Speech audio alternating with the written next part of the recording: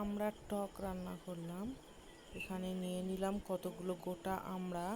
সেগুলোকে প্রথমে পানিতে সুন্দর করে ধুয়ে নিলাম, একটা একটা করে, যাতে ওর মধ্যে কিছু ময়লা না থাকে। ধুয়ে এটাকে কিছু পানি দিয়ে তার মধ্যে সিদ্ধ করতে দিলাম।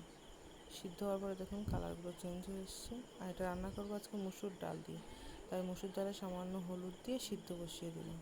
দেখি মুসুর ডালগুলো সিদ্ধ হচ্ছে, তার মধ্যে এগুলো আমড়া সিদ্ধ হয়ে এসেছে, তাই এগুলোকে ভালো করে চটকিয়ে নিলাম। আমড়ার থেকে আমড়ার আটি, যেটা বিচি, ওটাকে আলাদা করে নিলাম খুব সুন্দর করে পানি দিয়ে। আর হাতের মাধ্যমে এটাকে খুব সুন্দর করে চটকিয়ে নিলে টকটা বার হয়ে আসবে। এটাকেই ডালের মধ্যে দিয়ে রান্না করতে হবে।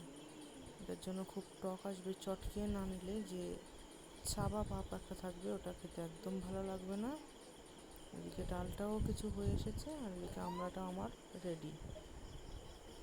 এটা রান্নার জন্য আমি একটি পাত্রে গোটা জিরা আর গোলমরিচ কতক্ষণ টেলে নিলাম, আর সামান্য তাতে তেল অ্যাড করলাম। কিছুক্ষণ ভেজে নেওয়ার পর প্রথমে সিদ্ধ করে রাখা মুসুর ডালটা ওর মধ্যে দিয়ে দিলাম, তারপরে আমড়ার কাঠগুলো দিলাম, এবং সবার শেষে একটু লবণ অ্যাড করে, যতটা লবণ লাগে, যদিও টকে লবণ বেশি খায়, সেই আপনারা একটু খেয়ে দেখবেন কেমন লবণ লাগে, সেই হিসাবে লবণ অ্যাড করবেন।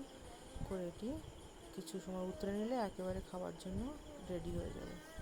ভিডিওটি ভালো লাগলে প্লিজ লাইক, কমেন্ট, সাবস্ক্রাইব করবেন।